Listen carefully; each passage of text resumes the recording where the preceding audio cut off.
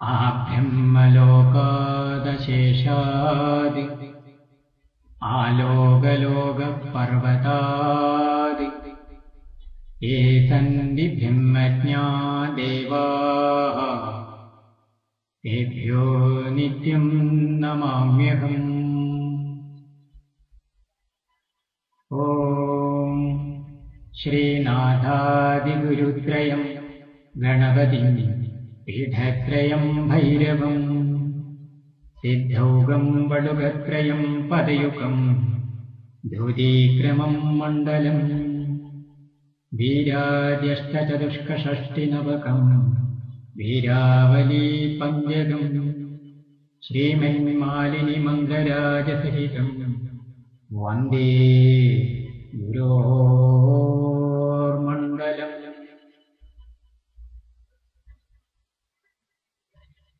ഭാരതീയ സംസ്കാരത്തിലെ അതിദിവ്യമായിരിക്കുന്ന സങ്കല്പമാണ് ഗുരുസങ്കല്പം. ബന്ധങ്ങളിൽ ഏറ്റവും ശ്രേഷ്ഠമായ ബന്ധം ഗുരുശിഷ്യ ബന്ധമാണെന്നാണ് നമ്മുടേതായിരിക്കുന്ന കാഴ്ചപ്പാട്. കാരണം ഗുരുവിൻ്റെ അനുഗ്രഹം ഒന്നുകൊണ്ട് മാത്രമാണ് മനുഷ്യന് പൂർണ്ണതയും അതുപോലെ തന്നെ സംസ്കാരവും പ്രത്യേകിച്ച് ഈശ്വരാനുഗ്രഹവും ലഭിക്കും എന്നാണ് നമ്മുടേതായിരിക്കുന്ന അറിവും അനുഭവവും വിശ്വാസവും.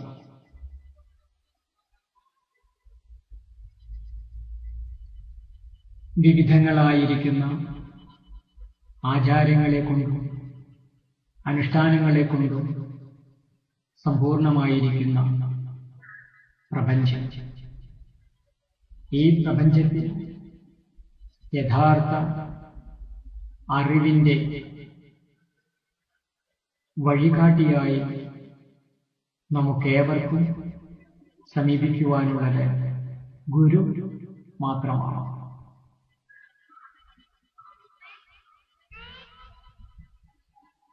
ശിവകോപമുണ്ടായാൽ ആ കോപത്തിൽ നിന്നും ഏതൊരു ദുരിതത്തിൽ നിന്നും നമുക്ക് ഗുരുവിൻ്റെ അനുഗ്രഹത്തോടുകൂടി രക്ഷ നേടാം.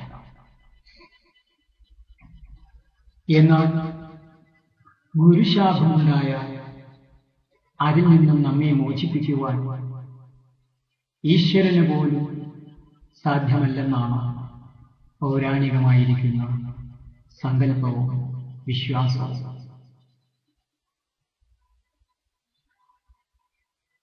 അതുകൊണ്ട് നാം ഓരോരുത്തരും സർവസ്വവും നമ്മുടെ ഗുരുവിനെ സമർപ്പിച്ച് ഗുരുവിൻ്റെ അനുഗ്രഹത്തോടും ഉപദേശനിർദ്ദേശങ്ങളോടും കൂടി വേണം ഈ ഭൂലോകത്തിൽ ജീവിച്ചു പോകുവാൻ. അപ്പോഴാണ് ഈ ലോകസൗഖ്യവും പരലോക സൗഖ്യവും നമുക്ക് ശാശ്വതമായി തീരുന്നത്. ഇവിടെ പാർവതി പരമേശ്വര സംവാദ രൂപത്തിൽ നമുക്ക് ലഭിക്കപ്പെട്ട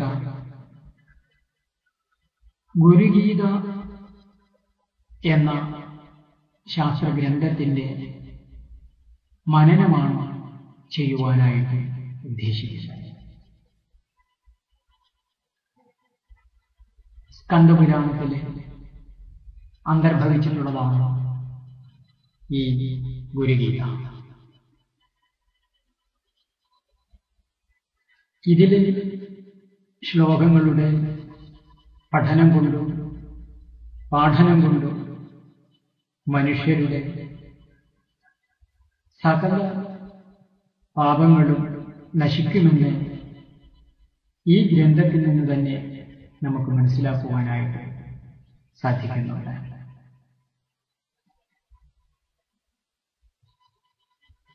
വാസ്തവത്തിൽ ഈ പ്രപഞ്ചം മുഴുവൻ നിറഞ്ഞു നിൽക്കുന്ന ശാശ്വത സങ്കല്പമാണ് ഗുരു.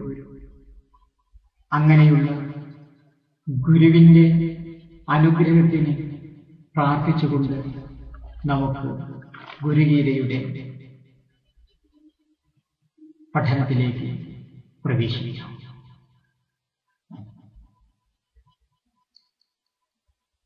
അഥ ശ്രീ ഗുരുഗീതാ പ്രാരംഭഃ. ഓം. അസ്യ ശ്രീ ഗുരുഗീതാ സ്തോത്രമന്ത്രസ്യ ഭഗവാൻ സദാശിവ ഋഷിഃ നാനാവിധാനി ഛന്ദാംസി ശ്രീ ഗുരു പരമാത്മാ ദേവതാ ഹം ബീജം സശക്തിഃ ക്രോം കീലകം ശ്രീ ഗുരു പ്രസാദ സിദ്ധ്യർത്ഥേ ജപേ വിനിയോഗഃ. അധ്യാനം. ഓം ഹംസാഭ്യാം പരിവൃത്തപത്രകമലേർദിവ്യൈർജഗത്കാരണൈഃ വിശ്വോത്തീർണമനേകദേഹനിലയൈരാനന്ദമാത്മേച്ഛയാ തദ്യോധം പദശാംഭവം തു ചരണം ദീപാങ്കുരഗ്രാഹിണം പ്രത്യക്ഷാക്ഷരവിഗ്രഹം ഗുരുപദം ധ്യായേന്വിപും ശാശ്വതം.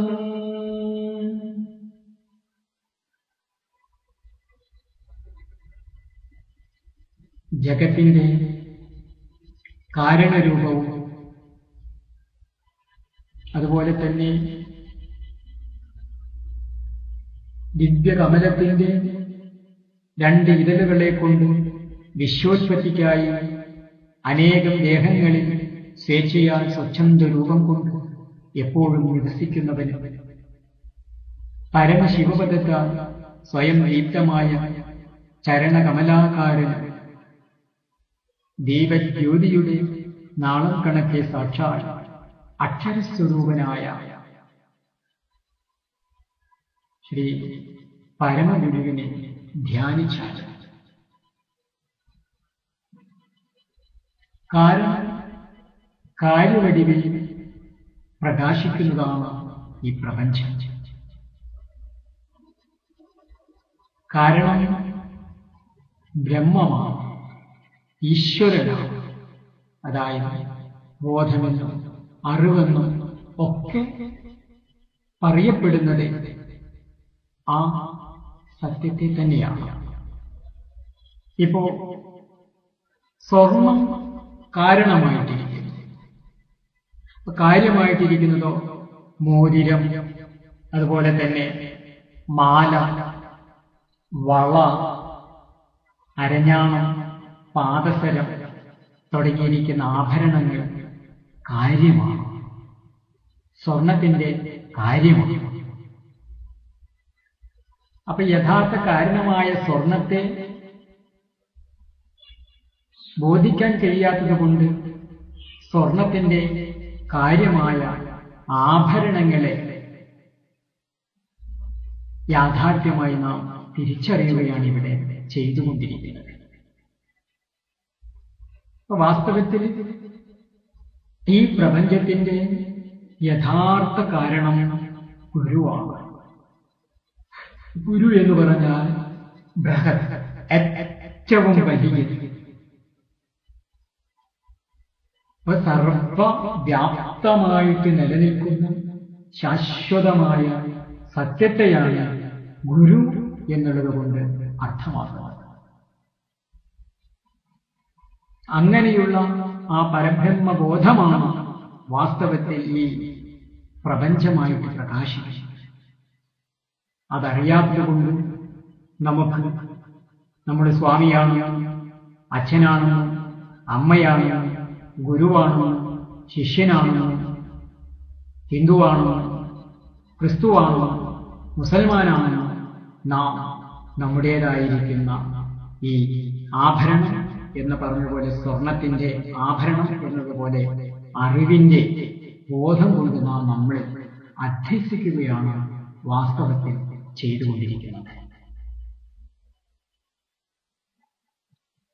കാമതോ അകാമതോ വാപി യത്കരോമി ശുഭാശുഭം തത്സർവം ത്വയി സന്യസ്തം ത്വത്പ്രയുക്താ കരോമ്യഹം. ഓം ബ്രഹ്മണേ നമസ്തുഭ്യം മമാത്മനേ നമോ നമഃ. ശ്രീ ലളിതാംബികായൈ തേ സമർപ്പയാമി മാ